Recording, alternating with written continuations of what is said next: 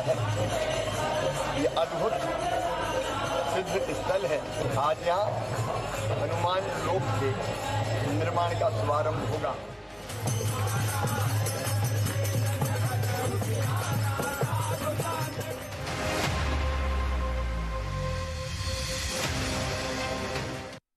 महाकाल लोक के बाद अब मध्य प्रदेश में भव्य हनुमान लोक नजर आएगा। भाजपा पूर्व सीएम कमलनाथ के गढ़ छिंदवाड़ा में हनुमान लोक को आकार देने जा रही है। सौंसर के जामसावली हनुमान मंदिर में अलौकिक हनुमान लोक आकार लेने जा रहा है। मध्य प्रदेश टूरिज्म बोर्ड 314 करोड़ की लागत से करीब 30 एकड़ में इसका निर्माण करवा रहा है।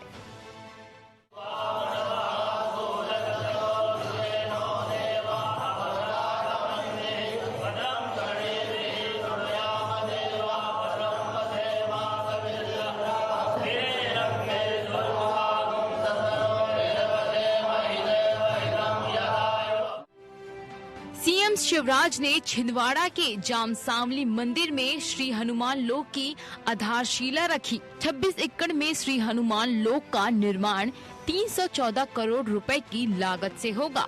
उन्होंने कहा कि पांडुरना, नांदनवाड़ी और सौंसर को मिलाकर नया जिला बनाया जाएगा। ये तीनों फिलहाल छिंदवाड़ा की तहसीलें हैं। शिवराज ने कहा कि मेरे जीवन का यह अद्भुत क्षण है। भगवान श्री राम और माता सीता के चरणों में प्रणाम कर हमने आज श्री हनुमान लोक का भूमि पूजन किया है। यह अद्भुत सिद्ध स्थल है। हनुमान लोक का भूमि पूजन किया है। ये अद्भुत सिद्ध स्थल है और हनुमान जी की कृपा सदैव यहाँ बरसती है। उन्हीं की प्रेरणा से आज यहाँ हनुमान लोक के निर्माण का शुभारंभ होगा। जामसावली मंदिर छिंदवाड़ा में हनुमान लोक भूमि पूजन के समय मुख्यमंत्री चौहान ने हनुमान चालीसा का गायन किया और इधर कांग्रेस नाथ के गढ़ में शिव की भक्ति पर सवाल उठाती नजर आई। हनुमान सबके हमारे आराध्य हैं। ये तो सिर्फ हनुमान जो भगवान की याद चुनाव में करते हैं हम और हमारी पार्टी के लोग और आम आदमी भी। हर आदमी किसी न किसी का आराध्य है। मैं भगवान राम का आराध्य हूँ तो आप शिव के आराध्य हैं, आप हनुमान जी के आराध्य हैं। सबकी अपनी आस्था है। नाथ के हनुमान भक्ति और कथा प्रवचनों का जवाब शिवराज सिंह चौहान ने भव्य हनुमान लोक के निर्माण की सौगात से देने की कोशिश की है। इतना ही नहीं, छिंदवाड़ा में शिवराज ने कई सौगातें भी दी। छिंदवाड़ा दौरे पर आए मुख्यमंत्री शिवराज सिंह चौहान ने मध्य प्रदेश में 55वें जिले की घोषणा भी कर दी है। ऐसे में अब आगे देखना दिलचस्प होगा कि सियासत में चढ़ा भक्ति का रंग आने वाले चुनाव में कितना असर दिखा पाता है। भोपाल से टीवी 24 के लिए अतुल विनोद पाठक की रिपोर्ट। नमस्कार, मैं हूं मोहन तिवारी। डिबेट लाइव मध्य प्रदेश बड़ी बहस में आपका स्वागत है और आज की बड़ी बहस है मुख्यमंत्री शिवराज सिंह चौहान का वो कदम जिससे पता चलता है कि सियासत में भक्ति किस तरीके से हावी है। ऐसे में सियासी भक्ति के बीच शिवराज सिंह चौहान का ये ऐलान कि हनुमान लोक बनेगा, इस पर सियासत शुरू हो गई है कि हनुमान जी की शक्ति किसके साथ है। कर्नाटक में हनुमान जी पर सियासत हमने खूब देखी है, लेकिन मध्य प्रदेश में भी इसका असर देखने को मिल रहा है और हनुमान जी यहाँ भी राजनीति के केंद्र में हैं। ऐसे में जो घोषणाएं की गई है, जो कदम उठाए गए हैं, उसके क्या सियासी मायने हैं, इसी पर आज हम चर्चा करेंगे। हमारी डिबेट होगी, बड़ी बहस होगी, इस पर चर्चा शुरू करेंगे। इसके पहले मिल लेते उन मेहमानों से जो इस चर्चा में हमारे साथ रहेंगे। हम बहुत स्वागत करेंगे। हमारे साथ जुड़ रहे हैं बीजेपी का पक्ष रखने के लिए तेज तर्रार नेता मोहित गर्ग जी, आपका बहुत बहुत स्वागत है। हमारे साथ जुड़ रहे हैं प्रवीण जी जो कि कांग्रेस का पक्ष रखेंगे, उनका भी बहुत बहुत स्वागत है। और संदीप पुराणिक जी वरिष्ठ पत्रकार के रूप में हमारे साथ रहेंगे, बहुत बहुत स्वागत है। तो तीनों मेहमानों का स्वागत करते हुए इस चर्चा को शुरू करता हूं। और जैसे कि हमने बताया कि आज जो है वो शिवराज सिंह चौहान जी जो कि मुख्यमंत्री हैं, हनुमान जी की भक्ति में रमे हुए नजर आए हैं। उनकी घोषणाएं भी हुई हैं, हनुमान लोक भी बनेगा। संदेश साफ है कि छिंदवाड़ा की धरती जहां पर अपने आप को एक हनुमान भक्त के रूप में कमलनाथ ने स्थापित किया है, वहां पर एक ऐसे कदम के जरिए, हनुमान लोक के जरिए बताने की कोशिश है कि हम ज्यादा हनुमान जी के भक्त हैं। तो भक्त कौन असली है इसे बताने की कोशिश राजनीति में हो रही है। एक एक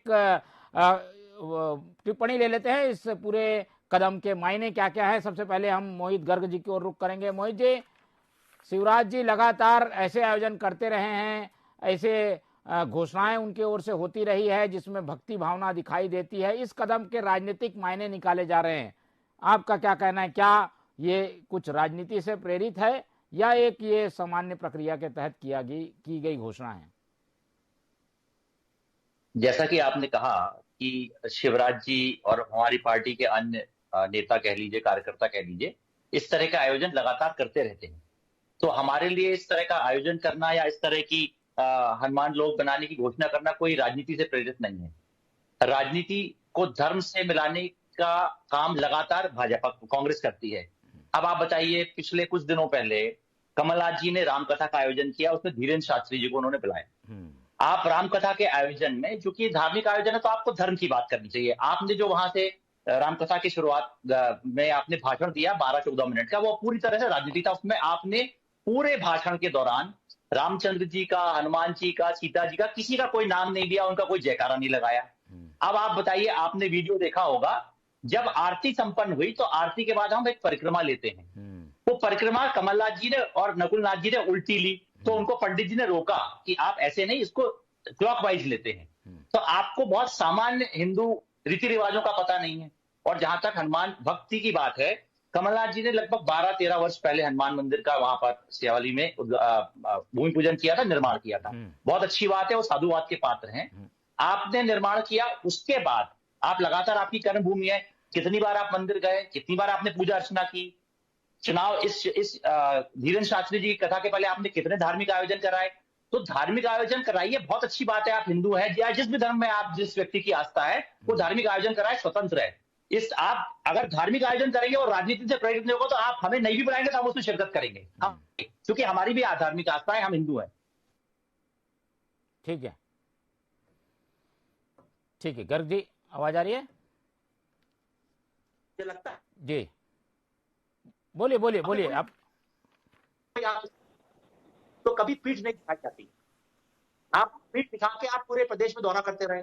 आप 3 दिन रुक जाते, 3 दिन की कथा थी, 3 दिन छिंदवाड़ा में रह लेते, क्या दिक्कत थी, वहां से अपने काम कर लेते। तो आप पीठ दिखा के दूसरे शहर चले गए। ये हिंदुओं में ये मान्यता है कि अगर आप इस तरह का कोई धार्मिक आयोजन करते हैं तो पीठ दिखाकर नहीं जाते। ठीक है, चलिए। मोहित गर्ग जी ने काफी कुछ धार्मिक संदर्भों का उदाहरण दिया, परंपराओं का उदाहरण दिया और बताने की कोशिश की कि हमारे यहाँ धर्म को ज्यादा महत्व दिया जाता है और धर्म जो है वो आस्था और मनोभाव से जुड़ा हुआ तत्व है, इसलिए इसे राजनीति से नहीं देखना चाहिए। लेकिन कांग्रेस क्या सोचती है? हमारे साथ बने हुए हैं कांग्रेस प्रवक्ता प्रवीण जी। प्रवीण जी, ये आयोजन और उसके बाद ये घोषणा, वहां पर भक्ति भाव में रमे हुए शिवराज जी का दिखाई देना, हनुमान चालीसा वो कर रहे हैं, भजन कीर्तन कर रहे हैं शिवराज जी के गढ़ में, क्या मायने निकाले जाएं? क्या आप लोगों के गढ़ में सेंध मारी की कोशिश नहीं है ये? देखिए, जैसे ही चुनाव में नजदीक आते जा रहा है तो मुख्यमंत्री जी को छिंदवाड़ा, राम कमल पथ, शिप्रा की सफाई, मां नर्मदा उत्थान याद आने लगा है। लगातार चुनावी वर्ष में वो जिस तरह घोषणाएं कर रहे हैं, अभी हाल ही में उन्होंने संत रविदास की घोषणा करी, अब उन्होंने हनुमान लोक निर्माण की बात कही है। स्वागत है, वंदन है, अभिनंदन है, लेकिन उनको याद होना चाहिए कि 1980 से छिंदवाड़ा जो है वो कमलनाथ जी के नाम से विख्यात है। या तो छिंदवाड़ा कहिए या कमलनाथ जी कहिए, बात एक ही है। और उस विपरीत परिस्थितियों में 1980 में जब से कमलनाथ जी ने वहां की कमान संभाली है, लगातार 9 बार सांसद रहे हैं। आदिवासी बहुल क्षेत्र के अंदर जिस तरह से मॉडल पूरे देश में छिंदवाड़ा को बनाया है, आपको याद होगा कि अनुसूचित जाति आयोग की अध्यक्ष है अनुसुईया उइके जी ने, उन्होंने जब 29 प्रदेशों का जब दौरा करा पूरे भारत का, तो उन्होंने स्वयं कहा कि छिंदवाड़ा मॉडल अपने आप में अनुकरणीय है। जिस विपरीत परिस्थितियों में कमलनाथ जी ने वो काम किया है। 1980 में जब इंदिरा गांधी जी उनके चुनाव प्रचार में आई थी तो उन्होंने वहां की जनता को एक ही मैसेज दिया था कि कमलनाथ जी मेरे तीसरे बेटे हैं। उस दिन से आज तक लगातार कमलनाथ जी एक ऐसा मॉडल बनाया है। आस्था की बात कहूँ, ठीक। व्यापार की बात कहूँ, रोजगार की बात कहूँ, शहर के विकास मॉडल की बात कहूँ, आज पूरे प्रदेश में छिंदवाड़ा मॉडल अपने आप में माना जाता है। ठीक है, इसी मॉडल का है। 15 से 20 वर्ष पूर्व माननीय कमलनाथ जी ने जो स्वयं एक हनुमान भक्त है, जी। भव्य हनुमान प्रतिमा की वह स्थापना की है जी। और आपको याद होगा कि 15 माह की हमारी सरकार थी तो माननीय कमलनाथ जी ने महाकाल मंदिर निर्माण, राम परिगमन पथ, ओम सर्किट का निर्माण, शिप्रा की सफाई, ओंकारेश्वर मंदिर का निर्माण, 1000 गौशालाएं, मां नर्मदा का संरक्षण और पुजारियों का मनने, उनको सही रूप से जो मठ और मंदिर जो पुजारी है उनको उनका मनोनयन मिला, उसके लिए बात की थी जो वो ये तो किया था। आप, मैं ये जानना चाह रहा हूँ, शिवराज जी के इस कदम से क्या असर पड़ेगा कांग्रेस की राजनीति में? ये सेंधमारी की कोशिश है क्या, गढ़ में जाने की कोशिश है क्या? देखिए, मैंने आपको पूर्व में भी कहा, छिंदवाड़ा हो या कमलनाथ जी हो, दोनों एक दूसरे के पर्याय हैं। जो जनता 45 सालों से कमलनाथ जी की विचारधारा, कमलनाथ जी की आस्था और कमलनाथ जी के कार्य, वो कमलनाथ जी की घोषणाएं नहीं, कार्य वचन तो जानती है। तो आप निश्चित रहिए कि भाजपा अपना पूरा केंद्रीय मंत्रिमंडल भी वहां उतार देगी। शिवराज जी भी आ जाएंगे, अमित शाह जी भी चले जाएंगे, मोदी जी भी अगर वहां बैठ जाएंगे तो वहां की जो जनता है उसकी जो आस्था है वो कमलनाथ जी की, कमलनाथ जी जो है उनकी जो आस्था है वो हनुमान भक्त है। ठीक है, चलिए, ठीक है, चलिए। कांग्रेस तो इन बातों से इनकार कर रही है, लेकिन प्रयास करने में क्या बुराई है करके बीजेपी प्रयास कर रही है। एक विश्लेषण हम समझ लेते हैं। हमारे साथ संदीप पुराणिक जी हैं, वरिष्ठ पत्रकार, उनसे। संदीप जी, कमलनाथ जी पूरे प्रदेश में घूम रहे हैं, वहां पर वो सरकार को चुनौती दे रहे हैं, लेकिन उनके घर में ही आकर शिवराज जी उन्हीं के स्टाइल में वही भक्ति वाला फार्मूला अपनाकर चुनौती देने की कोशिश कर रहे हैं। कितना कसौटी में खरे उतर पाएंगे शिवराज जी का ये प्रयास? देखिए मोहन जी, स्वाभाविक सी बात है कि मध्य प्रदेश की राजनीति में छिंदवाड़ा वो जगह है जो फिलहाल अवैध कह सकते हैं हम उसे। एक चुनाव को हम छोड़ दें, 91 के चुनाव को जिसमें हार मिली थी कांग्रेस को, बाकी तो कांग्रेस का वो गढ़ बना हुआ है। बीजेपी के लिए एक ऐसा इलाका है जहां सेंधमारी करनी है। बिल्कुल। वहां की 7 विधानसभा क्षेत्र हैं जिन पर कांग्रेस का कब्जा है, सांसद कांग्रेस के हैं। बीजेपी मध्य प्रदेश की 29 में से 28 सीटों पर पिछला चुनाव जीती है। अभी हाल ही में अमित शाह का मध्य प्रदेश का दौरा हुआ और उन्होंने स्पष्ट तौर पर कहा कि हमारा लक्ष्य अब तो 29वीं सीट जीतने का भी होगा। पिछले हम 1 साल से 1.5 साल की गतिविधियों पर गौर करें तो बीजेपी वहां पर अपनी पैठ बनाने की हर संभव कोशिश कर रही है। उन्होंने पिछले दिनों गिरिराज किशोर जो केंद्रीय मंत्री हैं उनकी सक्रियता बढ़ाई, मध्य प्रदेश के कृषि मंत्री है कमल पटेल, उनकी सक्रियता बढ़ रही है, और अब शिवराज जी की सक्रियता वहां बढ़ी और साथ ही उसी तरह से जवाब देने की कोशिश हुई है, क्योंकि कमलनाथ की पहचान एक सद्भाव वाले नेता की है और कहीं ना कहीं उन्होंने वो भी हथियार चले हैं या क्यों कहें सियासी बाण चले हैं जिससे ये संदेश क्या है कि वो भी सॉफ्ट हिंदुत्व के समर्थक है। वैसे सॉफ्ट हिंदुत्व कुछ होता नहीं है लेकिन हिंदुत्व के समर्थक है। उसका कारण है उनके यहाँ आदमकद है बजरंग। वहां अभी उन्होंने हाल ही में बागेश्वर धाम के धीरे कृष्ण शास्त्री का कार्यक्रम किया रामकथा की, और आने वाले दिनों में वो प्रदीप मिश्रा को भी आमंत्रित कर रहे हैं सितंबर में जाने वाले। बिल्कुल बिल्कुल। तो एक तरफ जहां कमलनाथ जिस लाइन पर चढ़ रहे हैं उसी पर चोट करने की कोशिश की शिवराज जी, लेकिन मोहन जी उतना आसान भी नहीं है छिंदवाड़ा में सेंध लगाना। बिल्कुल। तो पिछले 4 दशक से जो राजनेता है जिसने विकास किया है, और महत्वपूर्ण बात यह है कि वो छिंदवाड़ा मॉडल कमलनाथ का विकल्प है। बीजेपी को बहुत मेहनत करना पड़ेगी और मुझे लगता है कि उसकी शुरुआत बीजेपी ने कर दी पहले से, और अब शिवराज जी की सक्रियता और सौगात है, कहीं ना कहीं एक कोशिश है कमलनाथ उनके ही इलाके में घेरा जाए। बिल्कुल, कोशिश जरूर की जा रही है, लेकिन कोशिश कितनी कामयाब होगी ये समय बताएगा। गर्ग जी की टिप्पणी ले लेते हैं। मोहित जी, हम देख रहे हैं कि कोशिश आप लोग जरूर कर रहे हो, लेकिन छिंदवाड़ा का दूसरा नाम है कमलनाथ, छिंदवाड़ा का पर्याय है कमलनाथ, छिंदवाड़ा का मॉडल है कमलनाथ। ऐसे में वहां प्रयास करने से क्या फायदा? आज तक आप लोग वहां सफल नहीं हो पाए, तो अब कैसे होंगे? एक बड़ी लहर के समय भी आप लोग वहां हार चुके हैं, 77 के समय भी हार मिली है, अब क्या वहां प्रयास करने से मिलेगा? देखिए, ऐसा नहीं है कि कोई वो अभेद दुर्ग है, या कमलनाथ जी लंबे समय से वहां पर अपना उन्होंने कार्य क्षेत्र बना रखा है। एक चुनाव वो हारे हैं, एक चुनाव उनकी श्रीमती जी जीती हैं, उन्होंने चुनाव नहीं लड़ा था, उसके जो भी कारण थे। जैसे संदीप जी ने कहा सॉफ्ट हिंदुत्व, वही कह रहा हूं, ये जो अजीबोगरीब टर्मिनोलॉजी लेकर आते हैं, ये सब कांग्रेस की देन है। सॉफ्ट हिंदुत्व क्या होता है? आपने किसी और धर्म जाति को लेकर उनके नाम से तो कभी आपने सॉफ्ट लगा के आगे बात नहीं करी। इनके जितने नेता हैं राष्ट्रीय स्तर के, दिग्विजय सिंह जी हो, सलमान खुर्शीद जी हो, सबको देख लीजिए, हमेशा हिंदुत्व पर चोट करते हैं। क्यों? क्योंकि हिंदू दिल से नरम है, वो इस तरह की गतिविधियों में इन्वॉल्व नहीं होता, इसलिए आप उसके धर्म को लेकर कुछ भी बोल सकते हैं और किसी धर्म के बारे में आप बोलकर दिखाइए। ठीक है। कभी बोको हराम से तुलना करेंगे, कभी भगवा आतंकवाद, कभी हिंदू आतंकवाद, ये क्या तरीका है? और अभी आप बताइए, इनके वरिष्ठ नेता हैं आचार्य प्रमोद कृष्णम जी, उन्होंने साफ शब्दों में एक बार नहीं 3-4 बार बोला। क्या कहा उन्होंने? कि पार्टी में, कांग्रेस पार्टी में कुछ ऐसे नेता हैं जिनको हिंदुत्व और भगवा से एलर्जी है, वो देख नहीं सकते। ठीक है, ठीक है। गर्ग जी, आवाज आ रही है?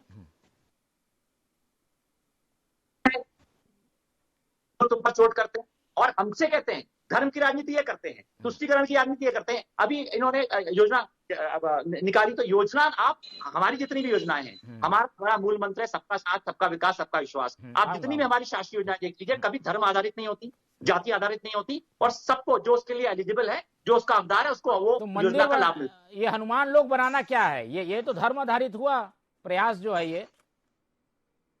नहीं, देखिए, धर्म आधारित, देखिए बहुसंख्यक हिंदू हैं, हिंदुओं की हनुमान जी में आस्था है, तो हनुमान जी का लोक बनाया जा रहा है। उससे किसी और धर्म को तो हम प्रताड़ित नहीं कर रहे, या उनके बारे में तो हम कुछ नहीं कह रहे। ठीक है। या हमने किसी और धर्म जाति संप्रदाय को तो कुछ नहीं किया। ठीक है, चलिए प्रवीण जी, कोशिश बहुत हो रही है और ऐसी कोशिशें हो रही है जिससे कि आप लोगों को थोड़ा सोचना विचारना पड़ेगा। उनके गढ़ में जाकर ये सारे कार्यक्रम, इस तरीके के घोषणाएं, और महाकाल लोक पूरे देश में प्रसिद्ध हो चुका है। हनुमान लोक उसी तरीके के तर्ज में बनने के सपने लोग संजोने लगेंगे, तो आप लोगों के लिए, आप लोगों के जो वोटर हैं उनके लिए मुसीबत नहीं हो जाएगी? वोट भटक तो नहीं जाएंगे?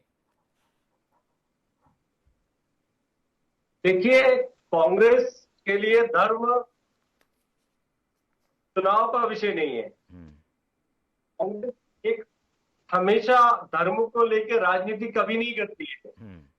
धर्म को लेकर राजनीति का पूरा जो ठेका ले रखा है वो भाजपा ने ले रखा है।